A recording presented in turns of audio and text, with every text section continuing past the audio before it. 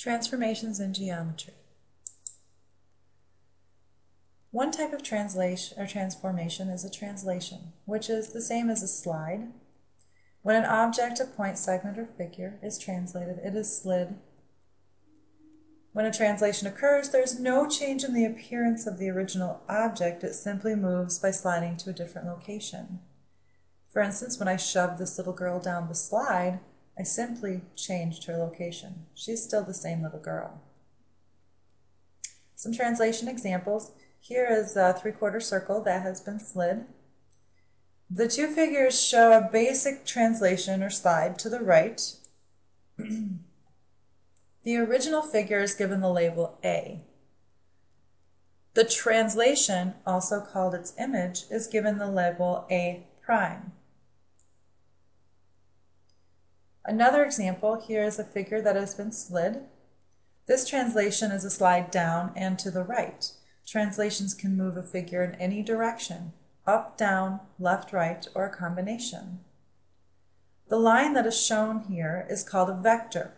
The vector shows the direction and distance, also called the magnitude, of the slide. Some vocabulary include the word translation, which is, of course, just the slide. Original figures are labeled with capital letters, and these original figures are called the pre-image. Translated figures, the new figure, are labeled with the corresponding letter to the original, but there will be an apostrophe after it, and it is now pronounced prime. Translated figures are also called the image. Vectors show the direction and distance, or the magnitude, of the slide. Another type of transformation is a reflection, which is a type of flip.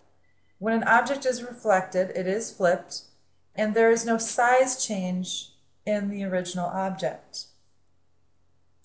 The size of the object remains the same. However, does the appearance change in any way? For example, here is a crescent that has been reflected. The object M on the left has been reflected over the line K. This reflection can be written as, and there's a small lowercase r, a subscript of a K, in parentheses the capital M equals capital M and the apostrophe. This would be read aloud as the reflection over the line K of M is M prime. Again, if you notice, the object on the left is our original, or the pre-image. The object on the right is considered the image. They have the same letter, but there's that small notation of the apostrophe. Some more examples. Here's a large arrow that has been reflected. Where do you suppose the line of reflection must be located? Each reflection will have a line that you can find. Here's the line in this example. It is the line where if you fold along that line, the objects will fall on top of each other. The pre-image in this example is Q, and its image is Q prime. All the points in Q and Q prime are equidistant to the reflecting line.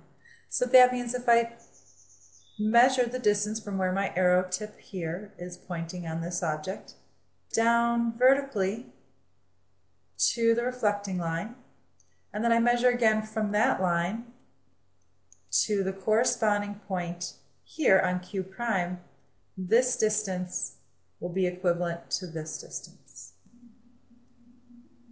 Some vocabulary to keep in mind with reflection includes the word itself, which is simply a flip over a particular line.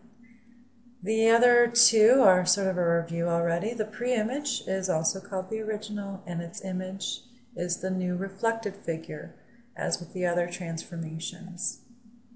Every reflection will have a line of reflection which can be found.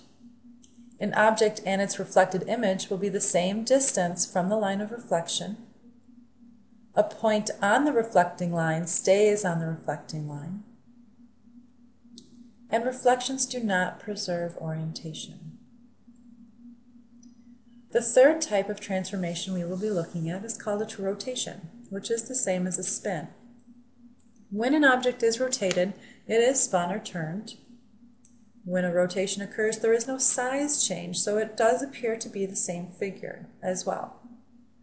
How would you describe how it does change? For example, here's the rotation of a heart. H is our pre-image. H prime is our image. The heart H was rotated to create heart H prime. How is this type of transformation different from translation or reflection? Rotations do not have vectors or lines of reflection. They change according to an angle measure. Here is there's 6 types, or 6 examples rather, of the different types of transformations. The first one, A, is it a translation, a reflection, or a rotation? In this case, we do have a translation. Here's the vector. If it is a translation, there's the vector. Example B, is that a translation, a reflection, or a rotation? In this case, it is a rotation, and when we have a rotation, it was changed or spun according to an angle measure. In this case, we have a 90 degrees in a counterclockwise direction. Example C, that is a type of reflection. Since it is a reflection, there must be a line of reflection that can be found. And this is that line. Example D, we have 2 arrows. The original was rotated to find the image. If the original was the one pointing vertically upward, then its image is the one pointing to the left. And this again would have a 90-degree rotation, counterclockwise direction. Example E, that is a translation. That means there must be a vector that we can draw, the vector being the arrow, showing in what direction and how far it moved. And here's an example of where you could draw that vector. F would be an example, if you look closely, of reflection. It is not a translation, it is a reflection. That line of reflection would be found between those 2 figures.